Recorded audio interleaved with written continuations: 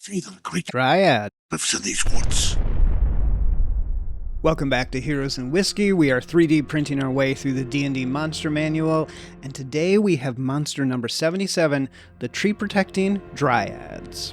I have to admit, I'm a little bit nervous about how this episode is going to go. There are two things that you can count on creators in this space being excited to create, and one is gross stuff, and the other is naked women, and so hopefully we can find a few that are a little more measured. And the good news is there are a ton to choose from on my mini factory, and most of them are appropriate. There's this one from Heroes Infinite, Phalilia, the Willow Dryad of Summer, $5. There's a lot of detail built into this.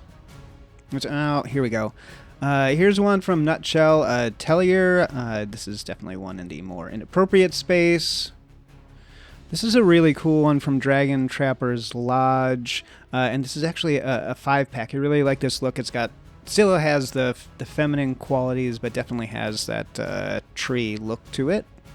There's this one from Mia K. I like the way this looks. Nothing about this necessarily screams Dryad to me, but it is a nice figure.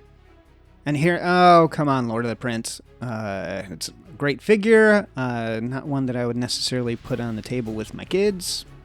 But I think the one that I really like the best is this one from Clynche Art.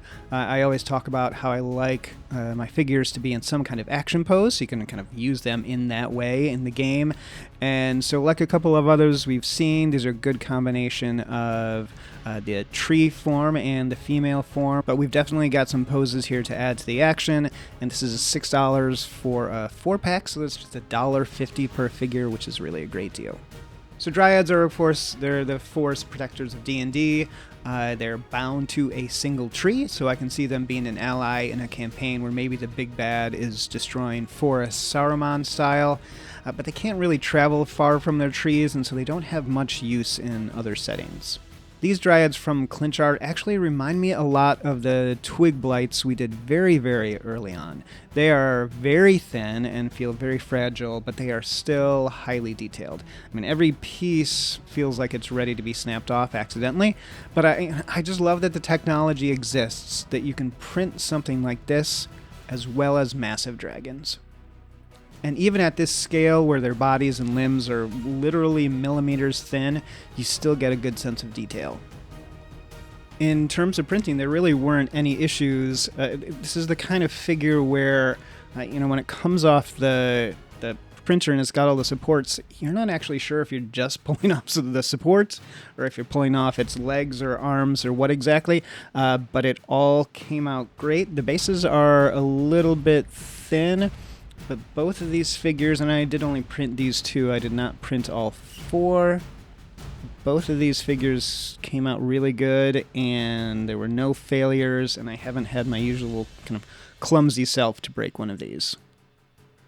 So in terms of size, you can see it's about what you would expect. The base is about half as tall as a more traditional base, and so the character starts out a little bit shorter, but it looks like it's about 5 to 6 feet overall, which is about what you would expect.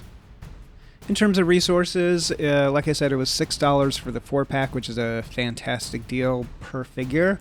We were able to print them alongside the drow that we did in the last episode. And so our total cost is up to $776, but we're still sitting at 36 days and 6 hours of print time.